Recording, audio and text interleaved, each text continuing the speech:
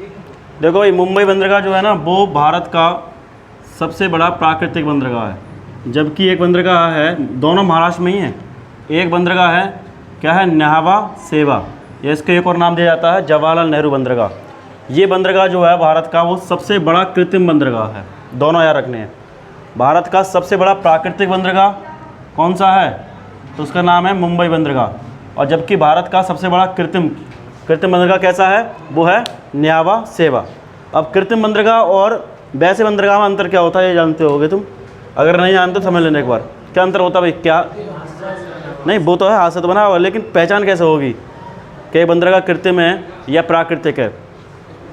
देखो भाई, जो तट होता तट, तो देखो जैसे तट है, अगर तट पर अगर सीधे सीधे बंदरगाह बना होगा ऐसे करके, ठीक है, यानी कि कोई इस पर टेढ़ा मेढ़ा या काट झाट ना हो रही हो, तो बंदरगाह होता है कृत्रिम। और कोई बंदरगाह इस तरीके से होगा, देखो, यानी कि अगर एक जहाज़ यहाँ से आके जाएगा तो यहाँ रुक जाएगा, कहाँ रुकेगा, देखो यहाँ पर, और यहाँ रुक गया, तो इससे क्या हो जाता है कि यहाँ पर देखो बंदरगाह वहाँ होने चाहिए। बंदरगाह के लिए अच्छी स्थिति वो होती है जहाँ पर समुद्र का पानी उफान ना लेता हो, ज्वार भाटा ना आता हो, क्योंकि वहाँ आएगा तो सब बह जाएगा वहाँ पर जितना भी चीज़ें आएंगी। तो इसका मतलब ये है कि अगर तट टेढ़ा मेढ़ा है, इस तरह से है, तो समझ जाइए बंदरगाह कैसा है, वो प्राकृतिक बंदरगाह है। और अगर सीधा सीधा तट पर बंदरगाह कोई तो यहाँ पे आकर रुकेगी इस तरीके से, तो वो बंदरगाह कैसा है, कृत्रिम बंदरगाह है। ये भी एक पहचान होती है, ठीक है भाई। तो भारत का सबसे बड़ा कृत्रिम बंदरगाह कौन सा है, न्हावा शेवा। इसको क्या कहते हैं, जवाहरलाल नेहरू भी। और ये ठीक मुंबई बंदरगाह के ठीक दक्षिण की ओर है, नीचे की ओर है, ये भी याद रखना है, ठीक है, दक्षिण में है। और ये बिल्कुल नया बनाया गया, कृत्रिम में तो बनाया गया हो, मानव ने बनाया होगा। और ख़ास बात इस बंदरगाह की ये है कि मुंबई बंदरगाह पर ना सबसे ज़्यादा व्यापार होता है। ये भी आ सकता है कि भारत का सबसे ज़्यादा व्यापार कौन से बंदरगाह पर होता है, मुंबई बंदरगाह पर सबसे ज़्यादा व्यापार होता है यहाँ पर, ठीक है, याद रखना। ये सबसे ज़्यादा व्यापार कौन से बंदरगाह पर होता है, उस बंदरगाह का नाम है मुंबई बंदरगाह, ठीक है। तुमने फिल्मों में भी देखा होगा, ज़्यादातर मुंबई पे से चीज़ सामान उतारा जाता है, सामान भेजा जाता है, आयात निर्यात, क्योंकि वो है ही सबसे ज़्यादा बिजीएस्ट, सबसे ज़्यादा व्यस्त, सबसे ज़्यादा आयात निर्यात होता है। वो कौन से बंदरगाह पर होता है, कौन से बंदरगाह पर है, मुंबई बंदरगाह पर। क्लियर है भाई। ऐसे ही अब एक एक करके हम लोग पढ़ने वाले हैं। एक बंदरगाह है गुजरात में। गुजरात में कौन सा बंदरगाह है, कांडला। इस कांडला बंदरगाह को एक नाम और दिया जाता है दीनदयाल उपाध्याय। दीनदयाल उपाध्याय बंदरगाह भी इसे कहते हैं, ध्यान रखना।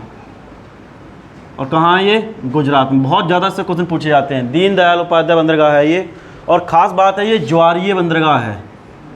कैसा बंदरगाह है, ज्वारीय बंदरगाह है। ज्वारीय बंदरगाह का मतलब है कि यहाँ पर एक चीज़ और एक और इसमें आयात बंदरगाह है, ठीक है।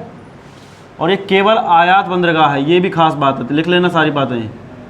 यानी कि इस पर क्या होता है, आयात होता है। आयात का मतलब चीज़ें केवल मंगाई जाती हैं, भेजी नहीं जाती। और सबसे ज़्यादा आयात जो होता है इस पर वो होता है पेट्रोल का।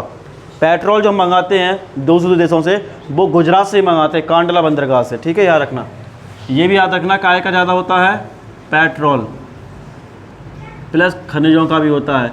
तो जो सबसे ज़्यादा आयात। और एक बात और है कि टैक्स फ्री बंदरगाह है, यहाँ पर टैक्स नहीं लिया जाता। ये भी एक क्वेश्चन आ सकता है कि टैक्स फ्री बंदरगाह कौन सा है, टैक्स फ्री बंदरगाह। तो बहुत सारे क्वेश्चन इससे बनते हैं। मैंने इसलिए कहा कि कांडला बंदरगाह गुजरात का बहुत ज़्यादा इंपॉर्टेंट बंदरगाह है। इसी को दीनदयाल उपाध्याय बंदरगाह कहते हैं, इसी का ज्वारीय बंदरगाह कहते हैं, ठीक है। और इसी बंदरगाह को आयात बंदरगाह माना जाता है। इसी बंदरगाह पर पेट्रोल और खनिज का आयात ज़्यादा होता है और टैक्स फ्री, टैक्स नहीं लिया जाता। टैक्स फ्री बंदरगाह ये है। तो 3 बंदरगाह हमने समझ लिए। गुजरात का कांडला बंदरगाह टैक्स फ्री और आयात बंदरगाह है। मुंबई का बंदरगाह जो है वो सबसे ज़्यादा बड़ा बंदरगाह है, कायम है प्राकृतिक बंदरगाह में, ठीक है। और प्राकृतिक मैंने बता दिया, जहाँ पर तट टेढ़ा मेढ़ा होगा वो प्राकृतिक होंगे, सीधे सीधे तट होगा वो कृत्रिम होंगे। और भारत का सबसे बड़ा कृत्रिम बंदरगाह कौन सा है, न्हावा शेवा। फिर हमने देखा कि गोवा में एक बंदरगाह जिसका नाम है मर्मुगांव बंदरगाह, ठीक है। कर्नाटक में एक बंदरगाह जिसका नाम है न्यू मंगलुरु।